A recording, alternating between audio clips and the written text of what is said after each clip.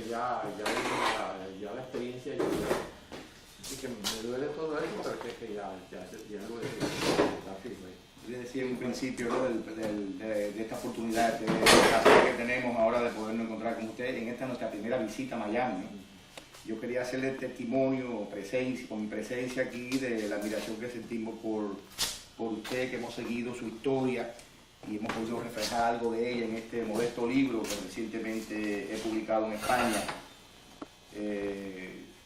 Como autor, para mí fue un gran descubrimiento poder encontrar incluso documentos que hablaban de sus inicios después del triunfo de la Revolución, cuando fue encarcelado, y la carta que usted escribió donde hablaba de la situación cubana y la negación que ya usted veía en camino a una tiranía muy tempranamente. Y esto fue prácticamente deslumbrante, ver una persona con la capacidad intelectual que usted demostró en ese entonces para descubrir que Cuba marchaba hacia una tiranía. Y usted dice, si es que ya no lo es. Usted dice, es importante, marcha hacia una tiranía si es que ya no lo es. Yo cito a usted en este libro un capítulo donde analizo esa etapa de la historia. Yo digo, bueno, cuando yo llegue a Miami ahora, pues para mí será un honor poder conocer personalmente a Hoover, gran significativo en la historia de Cuba. Ya ha venido con una serie de un buen equipo. Personas aquí que ya de por sí solo pues avalan la credencial. Ajá, claro. Tuya. Gracias. Y entonces, bueno, tenemos aquí que yo quiero entregarle el libro, dedicárselo y poder que usted lo lea y usted lo va a disfrutar, porque es un estudio que yo hago de José Martí. Y me llamó mucho la atención que en su carta usted también citaba a José Martí. Es decir, que usted tenía una claridad absoluta de qué significaba el pensamiento martiano para la lucha revolucionaria. Y usted descubrió tempranamente de que Castro iba contra esas ideas martianas.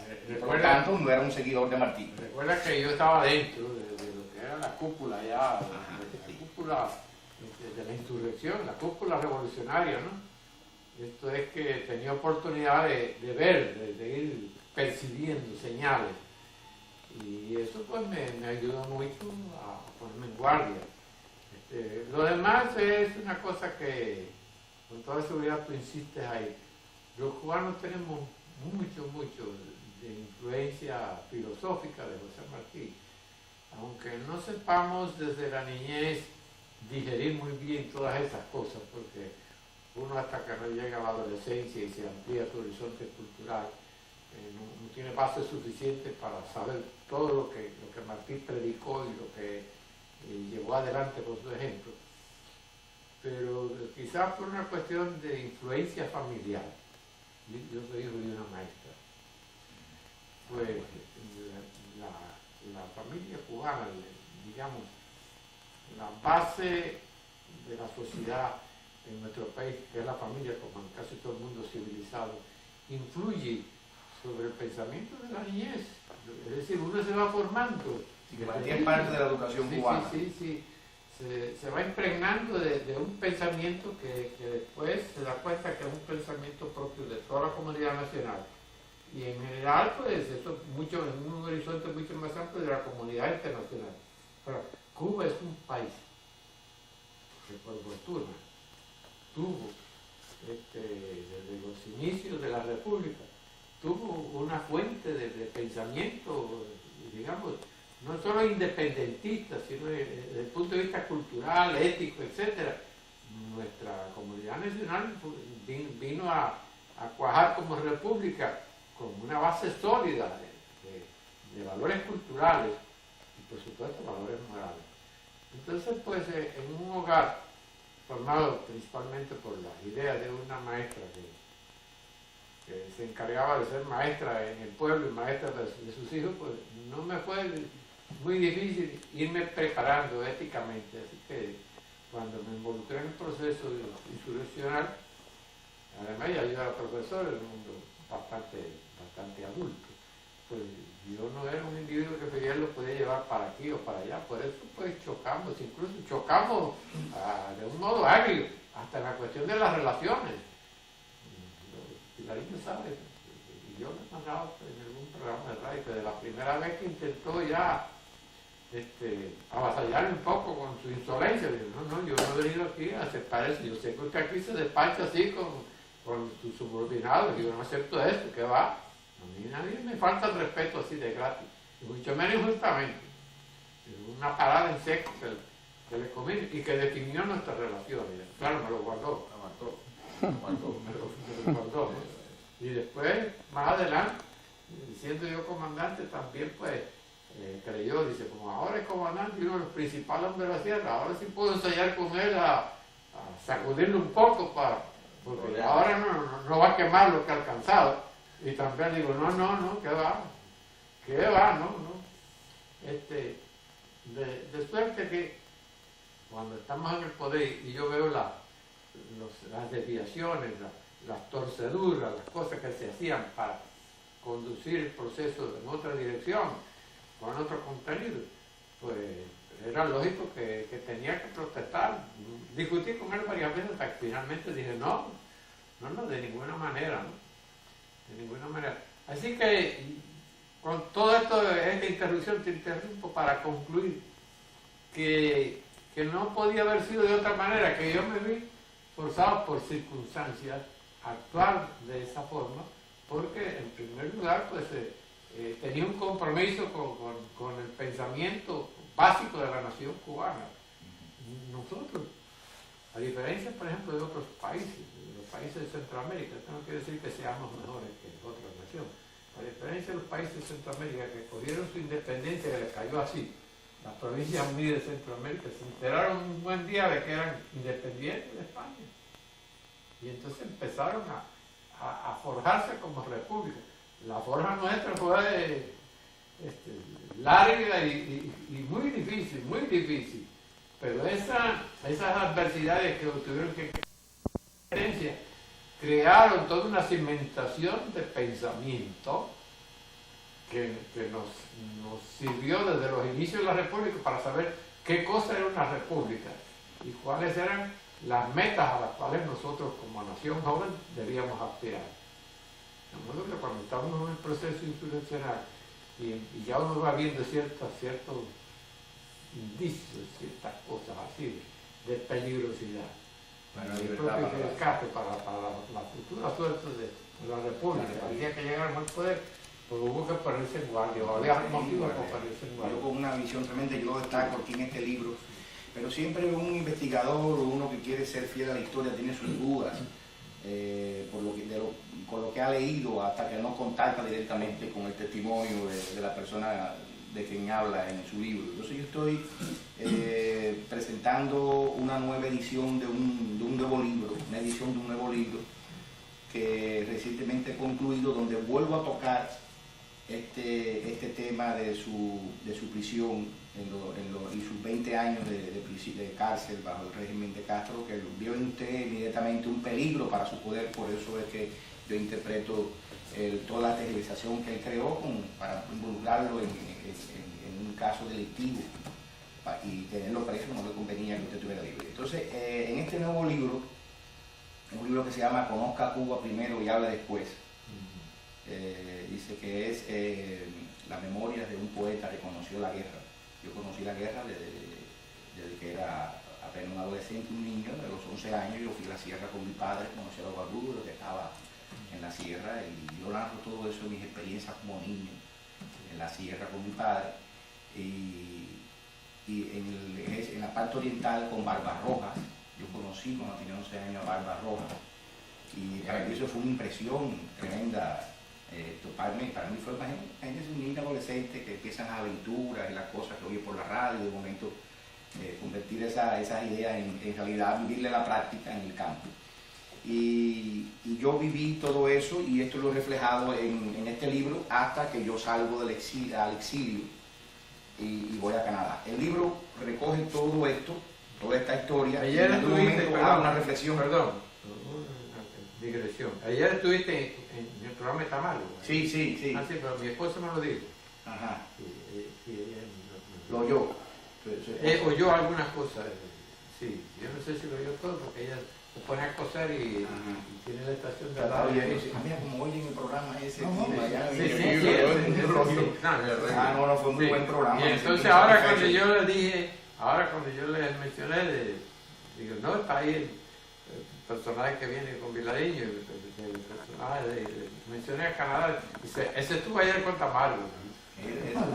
Yo oí algo. Sí, bueno, sí, perdónalo. Sí, no hay problema, no hay problema. Entonces, bueno, ayer hablaba precisamente de este libro en el programa y de otros libros, ¿no?, que traigo a la Feria Internacional de Libro de Miami, que esta es mi primera visita aquí, participación en la feria, y espero que no sea la última.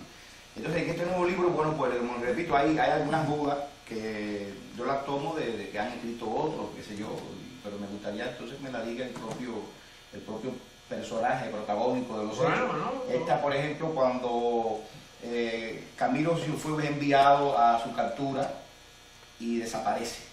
¿Usted puede decirnos algo para establecer cómo fue que desaparece Camilo? Sí. ¿Cuál es su punto de vista con relación a esto? Sí, ya, bueno, claro, la versión mía es la que a ti te interesa, pero ya todos estos señores conocen. Lo saben, menos, sí. Pero quisiera oírlo el relato, sí. El relato, sí. Camilo desaparece, o lo dan por desaparecido una semana después de mi arresto. Mi arresto es el 21 de octubre del año 59. Y los Castro informan que Camilo desapareció el 28 de octubre, 7 días después. Yo estoy en un calabozo del Morro, cuando de Morro La Habana, estás estado ya. En el calabozo del Morro La Habana, sin posibilidad de comunicación, aunque siempre el preso se la arregla, de alguna forma, no sé, para enterarse siempre de las cosas. Y alguna información yo tuve ya desde esos primeros días, ¿no? Pero bueno, vamos por orden. Camilo desaparece el 28, pero los Castro no hacen pública la información de la desaparición de Camilo hasta 48 horas después. Ya por ahí están haciendo algo, manejando la información, haciendo algo que pone sospecha, que introduce un elemento de sospecha. ¿Por qué?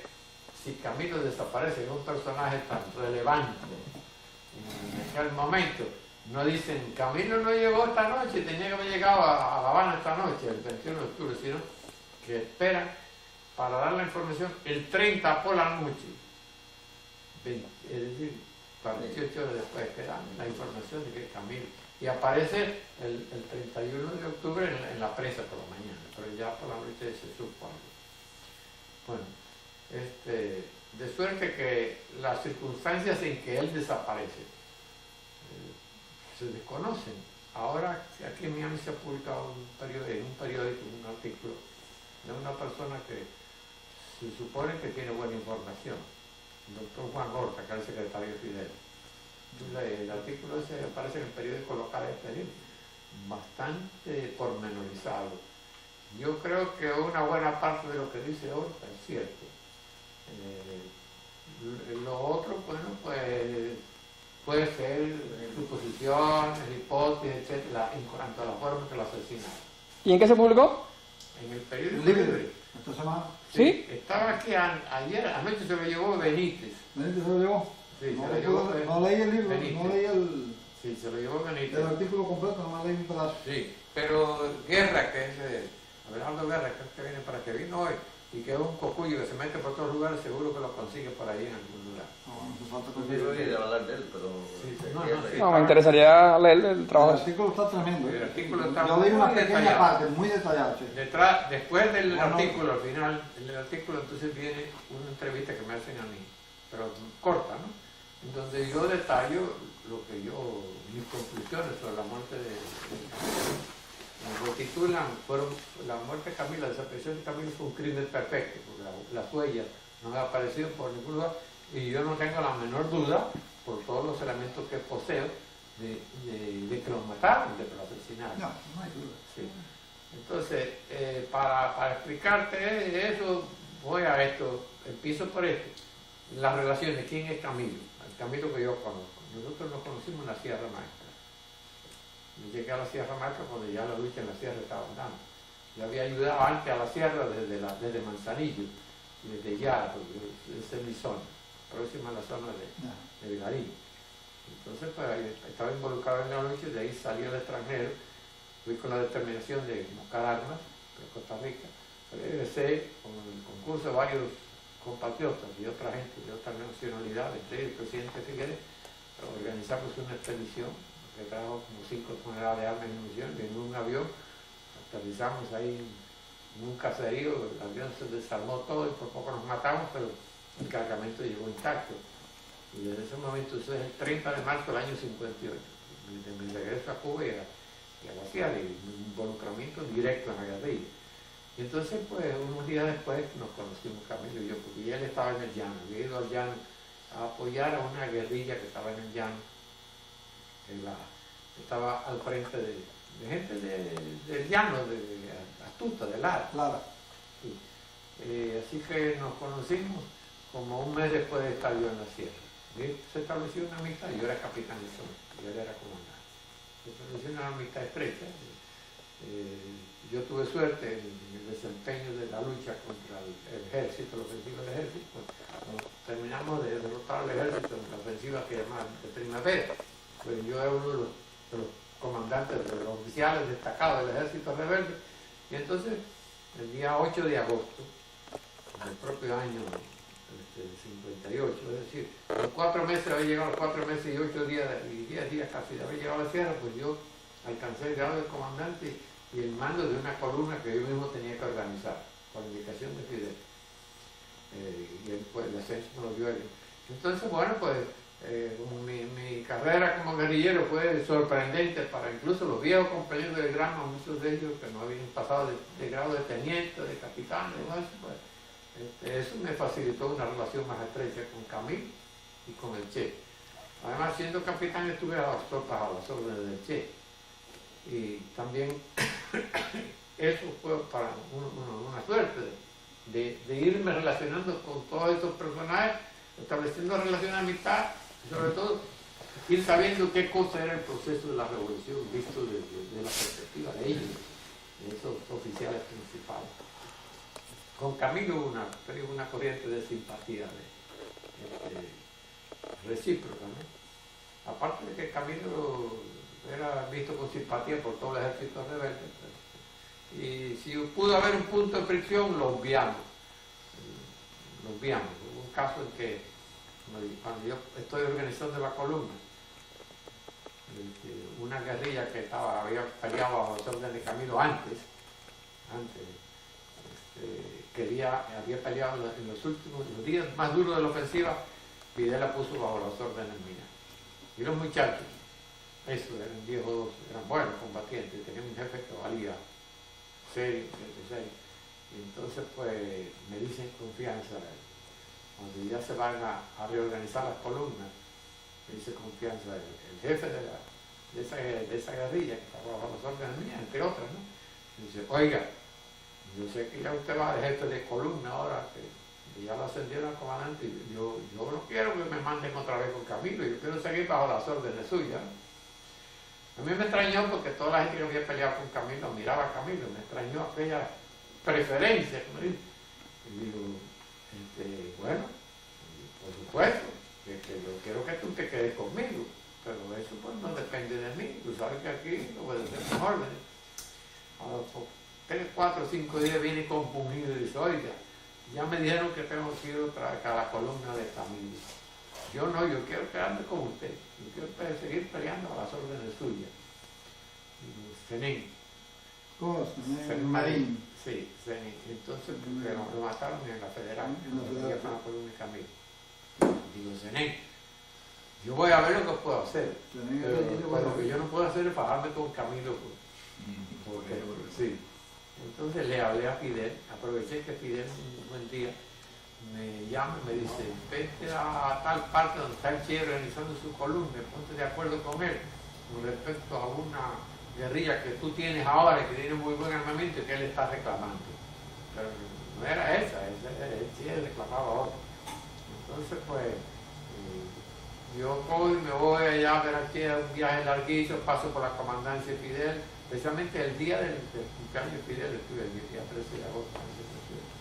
Fui a ver al Che y conversé conversamos, me dijo algo que yo me daba cuenta. Dice, no tenía necesidad de haber venido aquí para este asunto de la RT. Pues yo dije, yo la pongo a tu disposición. Y bueno, me da mucho gusto que hayas venido y conversamos, pero no tenía que haber hecho un viaje tan largo para formalizar lo de la transferencia a la guerrilla. Y le digo, a mí no me interesa que tú me reciproques con nada, che. Lo que me interesa es recuperar la guerrilla que Camilo tiene para allá, mía, o que ya mandó a buscar. Pero eso lo tengo que discutir con Fidel.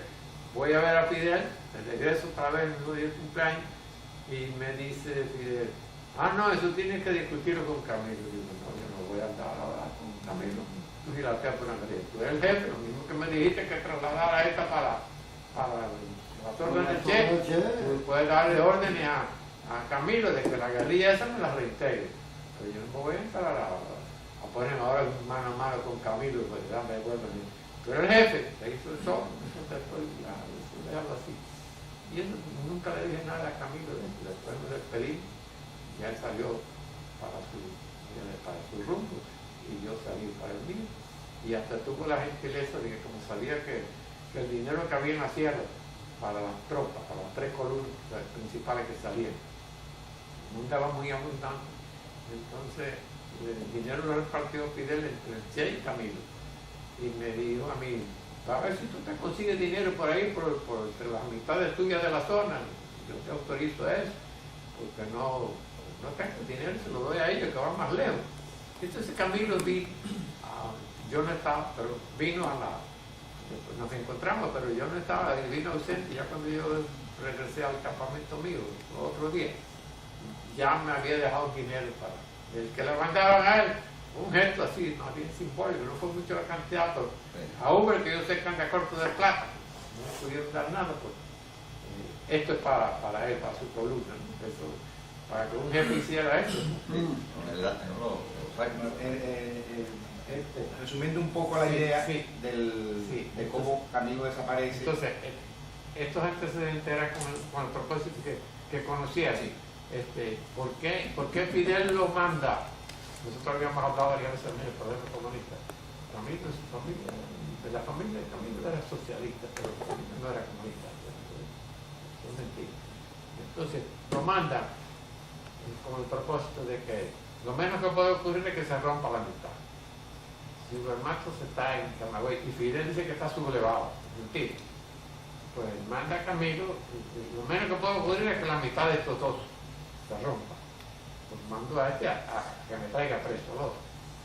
Lo más que puede ocurrir es que Fidel y Raúl quieren, no solo Fidel, es que la gente mía, que está siendo víctima de una campaña calumniosa de toda una madrugada, le dice que están alzados, que están hechos, que son unos hijos de perra, etcétera, insultándolo por la radio de Camagüey, y Fidel orquestando nacionalmente una campaña de calumnia contra nosotros, pues no había tal insubordinación, ni sedición, nada de eso. Entonces yo le mandé una carta diciendo me separo por esto, es Fidel. Fidel con su mentalidad gangster dice, ahora destruyo Ubermaxos, y acusándolo de esto, y le he hecho todo el país contra él, mando a Camilo a ver si lo matan.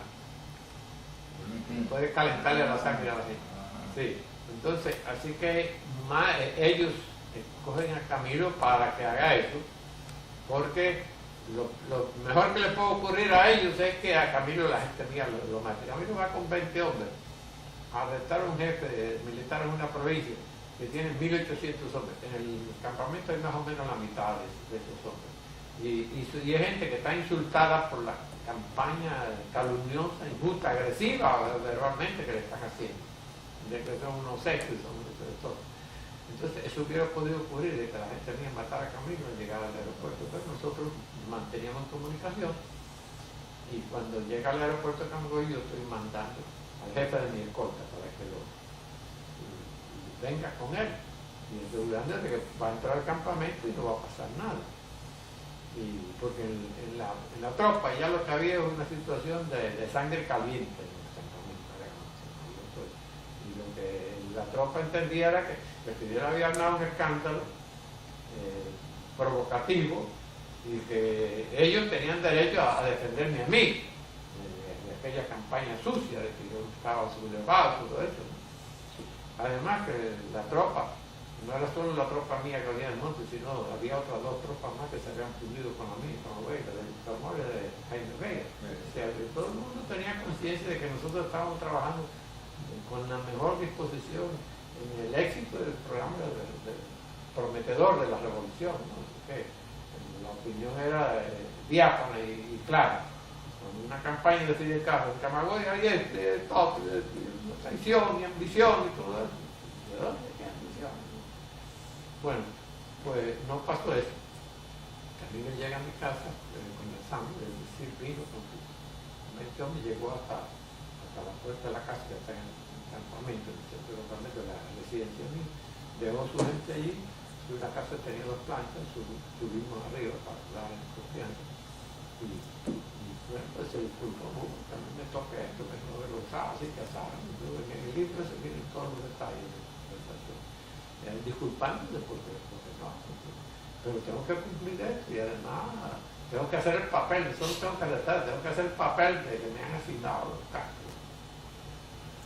Sí, yo, coño, como estoy avergonzado de esto, pero no me queda otra opción que... Sí, pero Camilo se niega al principio a participar en esa acción, en ese arresto.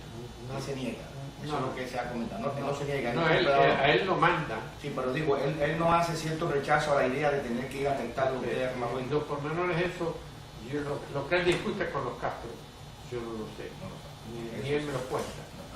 Ni él me lo cuenta. Sencillamente lo que él va es avergonzado de que a él le toque esa tarea. Yo, no sé, vengo así. Eso sí se lo dice él. Sí, yo me siento en esto, avergonzado. Esa es su palabra, que a mí me toque esto. A mí me toque esto. Estoy avergonzado, cosas así de eso. Yo no tengo otra opción. No tengo otra opción. Yo no sé hasta dónde los dos Castro lo combinaron a él, ¿no? Tú tienes que hacer esto. Esto es así, sí, así. Y él, pues, Camilo era fidelista. ¿Y comunista? No, comunista, no, fidelista. Tóqueme ese punto para... No, comunista no. Sobre las ideas de Camilo. Camilo, nosotros conversamos varias veces. Ajá. Yo empecé dándote algunos antecedentes antes de ir a la cuestión esta para que tú entendieras bien las cosas. El tipo de personaje que era Camilo. Sí, mira. Camilo era una persona, vamos a decir, de esa gente que le cae bien a todo el mundo. Un tipo simpático. Sí. Simpático, con una estampa, con una imagen de gente carismática, agradable, de buen carácter, decidor de refranes, de caso este y al otro, y sale donde pasa, va dejando una estela de simpatía. Ese Camilo. Además era valiente, era guerrillero, con su barba y su sombrero tejano, en fin, un personaje de mucho colorido. Sí. Pero además modesto, se llevaba bien con todos nosotros. Y por ejemplo, en el caso mío, nosotros te hicimos una liga pues, ideal de simpatía recíproca, ¿no? Y hablaba con toda claridad de las cosas. Si esta la revolución, si lo que está en juego aquí es que la revolución va a volver un proceso comunista, eso se va a cambiar. Así mismo, eso se va a cambiar, tenemos que evitar eso, ¿no? Y eso estoy yo cuando converso contigo en eso porque estoy consciente de que sería un desastre para la nación.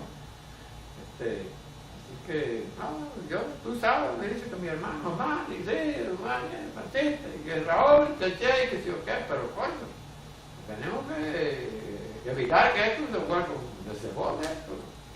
Así con esa sencillez y ese lenguaje, así vamos a decir, sin rodeo, eso se vuelve una mierda.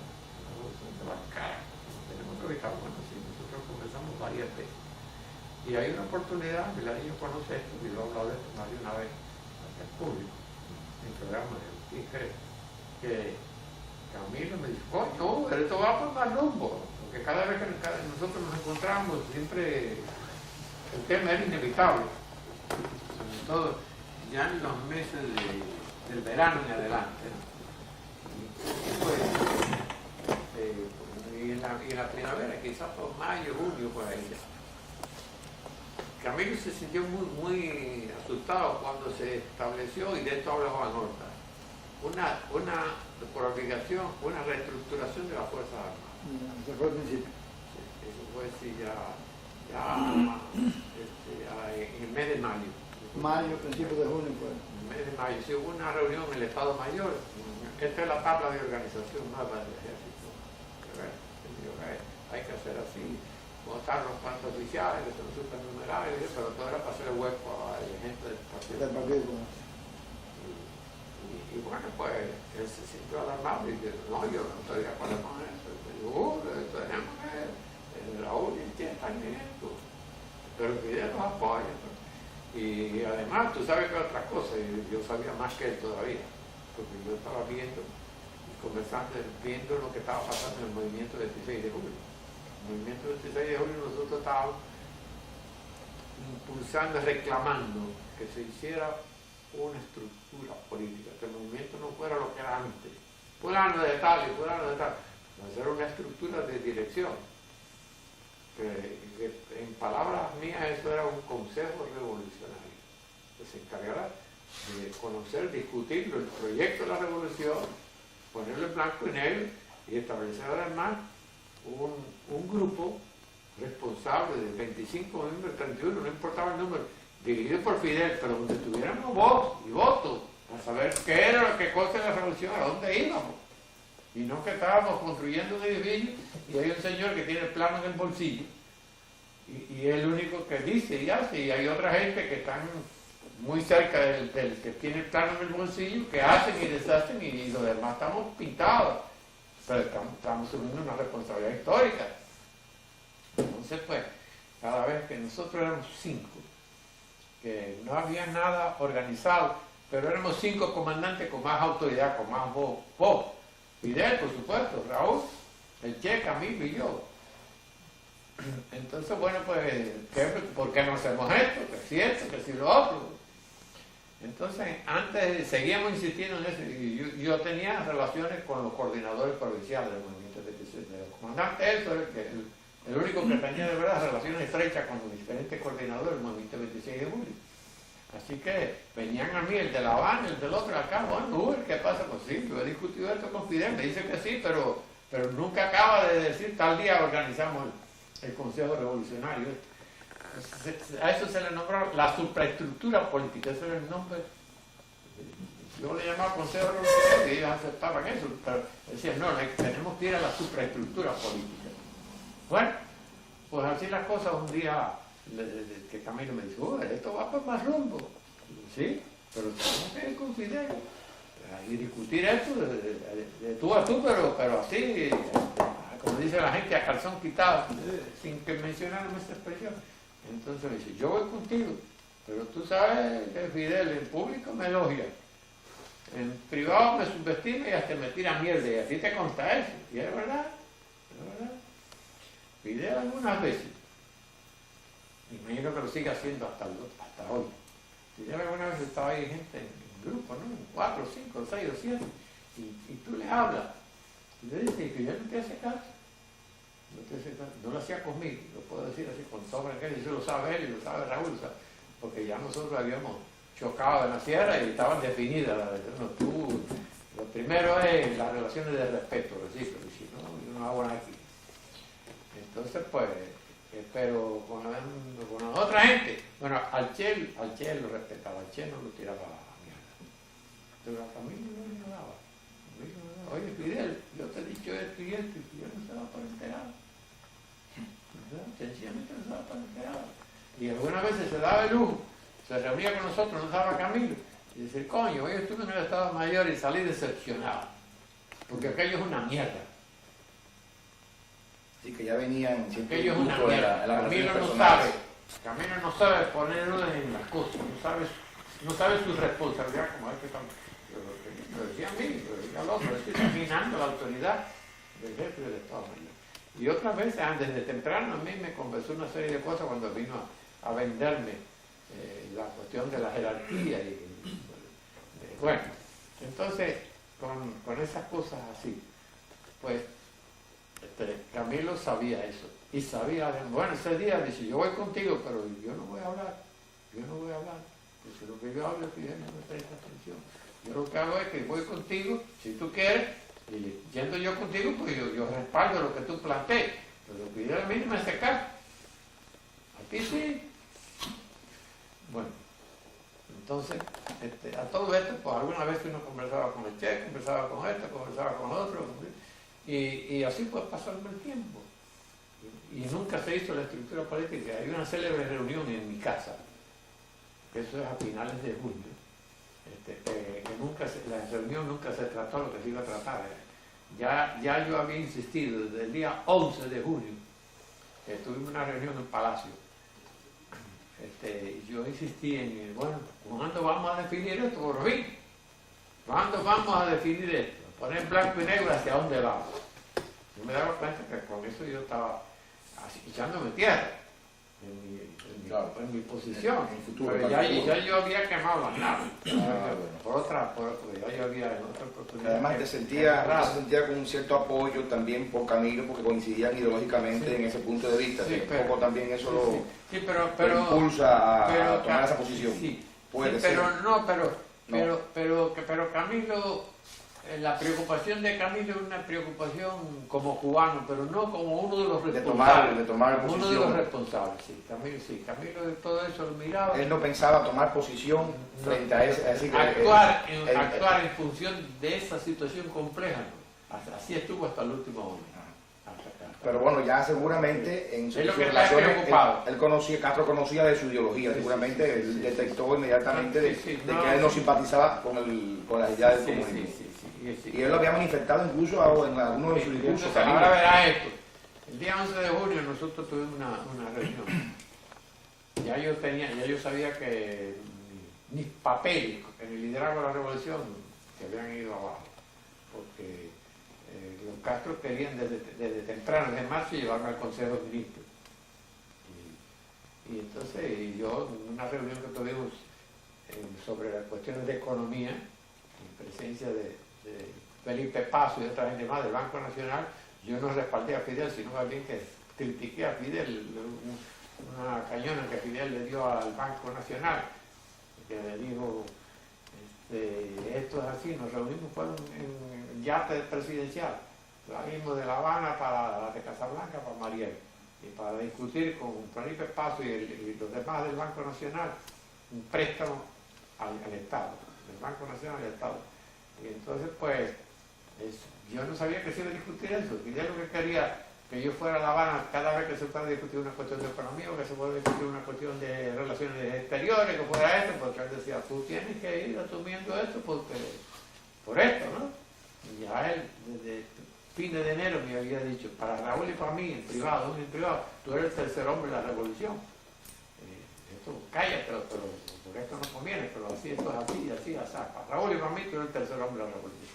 Y después, el día 12 de marzo, me llamaron para La Habana y si tienes que venir, ven para acá, que queremos discutir eso, y tienes que pasar al Consejo de Ministros, o del Ministro de Relaciones Exteriores, y si no el Ministerio de Relaciones Exteriores, para sustituir a Gramonte por un barbudo que tienes que ser tú, si tú no aceptas eso, entonces tienes que ir al Ministerio de Agricultura para que nos ayude a redactar la reforma agraria. Entonces, yo no sé, pero si me quieren llevar al Consejo de Ministros, yo creo que mi sinceridad no daría resultados en relaciones exteriores, porque yo no sirvo para todas las astucias de la diplomacia.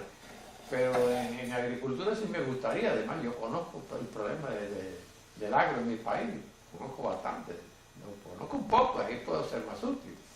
En resumen, hicieron la ley de reforma agraria y a mí no consultaron nada, pero es que yo he ido quemando mi posición, porque ese día se me mojaron todos los papeles, el día de la reunión de economía, se me mojaron todos los papeles. Pilareño conoce ya esta historia. Vamos a la reunión en la fragata, es decir, la fragata iba atrás, pero nos montamos en el yate, para que nadie, nada más que los economistas, con Felipe Paz y el resto de la dirección de la Banca Nacional. Y Fidel sale allí, ya te digo, yo iba de acompañante porque él quería, cuando se discute economía, cuando se discute esto, ven para La Habana, oye, mañana estás aquí, por esto y así.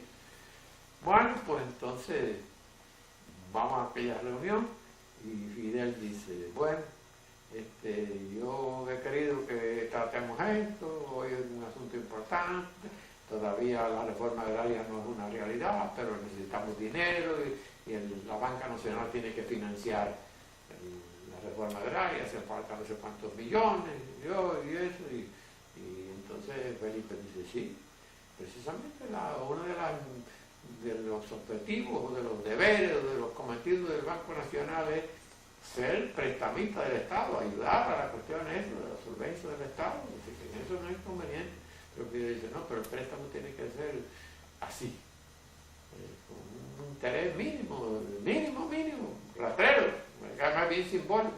Entonces Felipe le dice, algo así, dice, pero eso está fuera de los patrones del sistema bancario internacional, ¿no? Y entonces hubo un silencio y él termina diciendo, bueno, a nosotros no nos importa, a los revolucionarios no nos importa, que tenemos que regirnos por patrones, y qué sé yo qué. Y se hizo un silencio, los demás se atrevían, los demás que economistas, los principales, estaban ahí los otros, con Felipe Palo, callados, pagarte con el comandante jefe aquí del carajo esto. Entonces yo, acostumbrado a mi manera de ser de toda mi vida, pues digo, no me puedo quedar callado aquí.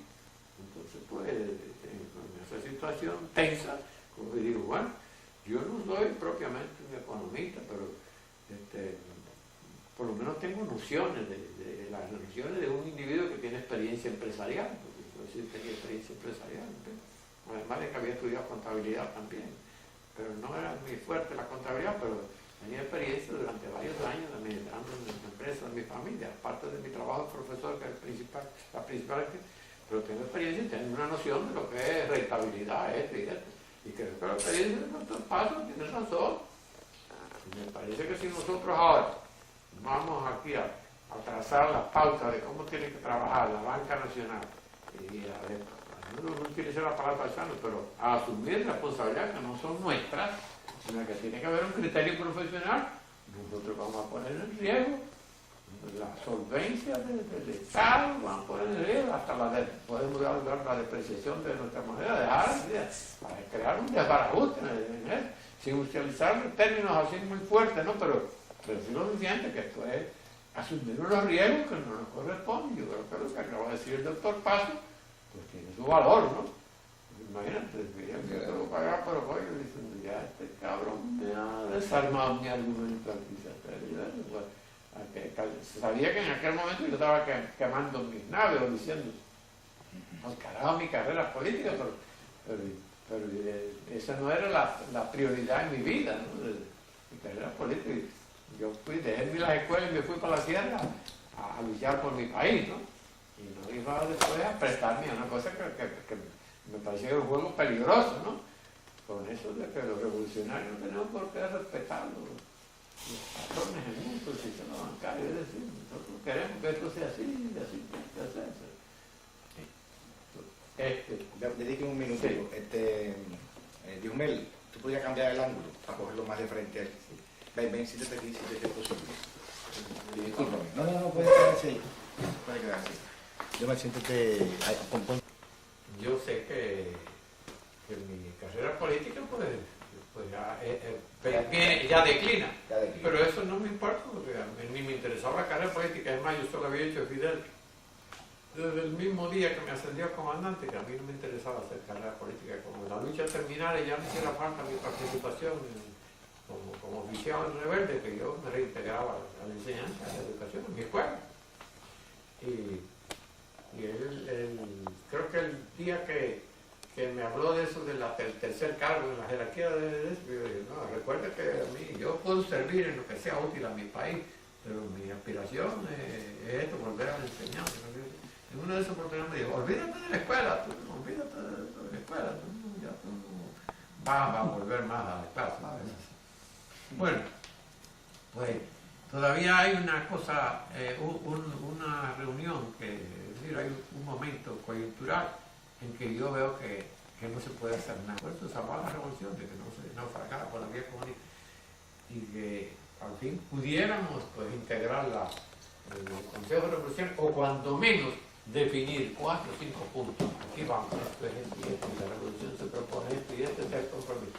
Y es que al final, el día 11 de junio, como estaba diciendo, nos reunimos en Palacio y yo insisto, que cuando vamos a discutir esto. Dice Fidel, antes que finalice el mes de junio lo vamos a reunir en tu casa. Raúl, el Che, tú y yo. Digo, ¿y Camilo? ¿Por qué no? Dice, no, Camilo no cuenta en este asunto. Así mismo, olímpicamente. Y llegó el día ese, Celia me avisó, Fidel va para allá, está en tal parte, en Mayajibo, no sé dónde. Raúl llegó al aeropuerto de Camagüey y dijo, estoy aquí, ven para acá para que esperemos aquí en el aeropuerto a Fidel y vamos para tu casa. Y yo fui para allá, no había llegado Fidel, entonces nos montamos los dos en un avión, fuimos a Mayajibo, nos cruzamos con Fidel en el aire, volvimos para acá, nos juntamos en el aeropuerto y fuimos a mi casa. Y empezó la reunión y pasó... El Che no asistió a la reunión. El Che no asistió a la reunión. Sí, empezó la reunión, pero el Che no estaba. La reunión era Fidel habla, que Fidel hable, que te habla de este asunto y otro, sin abordar el tema. Y yo digo, una tomadura de pela olímpica. Entonces digo, no voy a cometer la tontería de decir y el tema, no sé, debe ver hasta dónde. ¿A dónde van? Hasta dónde llega toda esta tomadura de pelo. Cuando iba a pasar un rato, pues entonces se tocó el asunto de bueno, y el Che, y entonces uno al otro, y no, yo creía que tú lo ibas a citar, yo creía que el otro era tú el que lo iba a citar, y así, está bien, y yo para mí, hasta aquí es evidente lo que están es ganando tiempo, moviendo peones para ir hacia la desviación del proceso revolucionario. Eso fue a finales de junio. Ya había escapado Díaz-Lan. Y a mediados de julio es la renuncia de Urrutia. Entonces, a raíz de la renuncia de Urrutia, yo cojo y mando una primera carta de renuncia. Sin entrar en más detalles. La primera carta de renuncia. Sí, una primera ¿Y esa es la que toma como pretexto? Una primera carta de Esa es la que toma como pretexto para acusarlo de traición. que no habla del proceso que se está produciendo, sino que dice que quiere renunciar. Sí, quiero renunciar. No, yo sí digo por los problemas que hay, la incompatibilidad que hay aquí, yo quiero separar. ¿Qué fecha fue eso? Eso es en julio, yo creo que la carta tiene fecha 19 de julio. Sí. Bueno, pues decía, quiero renunciar por... Sí, yo ya, porque es que ya había tenido varias discusiones con Fidel. Yo digo, tú dices esto, de que esto no es comunismo, pero tú estás dándole a los comunistas, pues poco a poco el proceso se lo van entregando aquí a los comunistas y uno se da cuenta de esto. No solamente yo tenía información de lo que iba viendo por mi propia vista, lo percibía por mi propia pupila, sino en conversaciones con Carlos Franchi, en conversaciones con Faustino Pérez, en conversaciones con Manolo Ray, con el propio Oltuqui, que se quedó allá, con Rufo López Fresquet, que era el ministro de Hacienda, con Manolo Fernández, que era ministro del Trabajo. Después, la gente del Consejo de Ministros venía a hablar conmigo, porque yo era el comandante que estaba más cerca de Fidel y creyendo que yo podía pues, ayudar a salvar el proceso. Así que había todo un grupo y coordinador del movimiento que dice, ¿qué hacemos? Y yo, no, bueno, vamos a proseguir, vamos a...